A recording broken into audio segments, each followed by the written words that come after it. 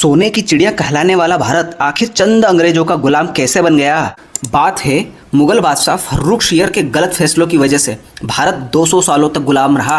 फर्रुखशियर ने ही British east India company को भारत में व्यापार करने की अनुमति दी।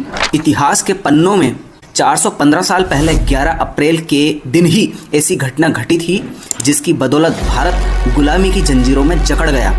ये वही दिन है जब ईस्ट इंडिया कंपनी का पहला जहाज हेक्टर भारत पहुंचा और इस जहाज का कैप्टन था विलियम हॉकिंस।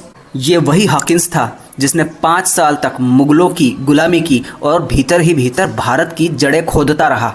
हॉकिंस ने लगातार 5 साल तक मुगल बादशाह जहांगीर की गुलामी की, लेकिन अंदर ही अंदर उसने यह साजिश भी रची जिससे ईस्ट इंडिया कंपनी अपनी पहली फैक्ट्री भारत में स्थापित करने के अपने मंसूबों में सफल रही। इसी के बाद 11 जनवरी सन 1913 को ईस्ट इंडिया कंपनी ने सूरत में ही अपना पहला कारखाना खोला जिसने आगे चलकर भारत को गुलाम बनाया। विलियम हॉकिंस ने भारत में अंग्रेजों की जड़ें स्थापित करने में अहम भूमिका निभाई। वे ईस्ट इंडिया कंपनी के एजेंट और ब्रिटेन के राजा जेम्स प्रथम के दूत थे।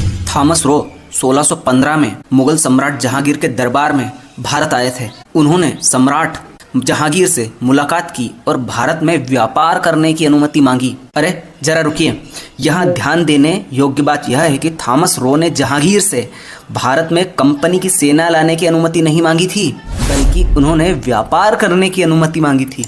वैसे तो ईस्ट इंडिया कंपनी व्यापार के लिए शुरू की गई थी, लेकिन धीरे धीरे उसने अपनी सेना और शक्ति बढ़ाकर भारत में ब्रिटिश साम्राज्य की नींव रखी। ब्रिटिश सैनिकों ने ही मुगलों को कमजोर किया और भारत को ब्रिटिश शासन का गुलाम बनाया। ब्रिटिश सैनिकों के अनुशासन और नियमित वेतन के कारण कुछ भारतीय लोगों ने भी उनकी खुद की बटालियन में सैनिक के पद पर रहना खुद की सफलता का कारण मान लिया और इसी नासमझी के कारण ईस्ट इंडिया कंपनी भारत को गुलाम बनाने में ज्यादा सफल रही। तो दोस्तों, यह इतिहास है हमारे प्यारे भारत की गुलामी का। बात दिल और दिमाग तक गई हो तो चैनल को लाइक, सब्सक्राइब और शेयर जरूर करें।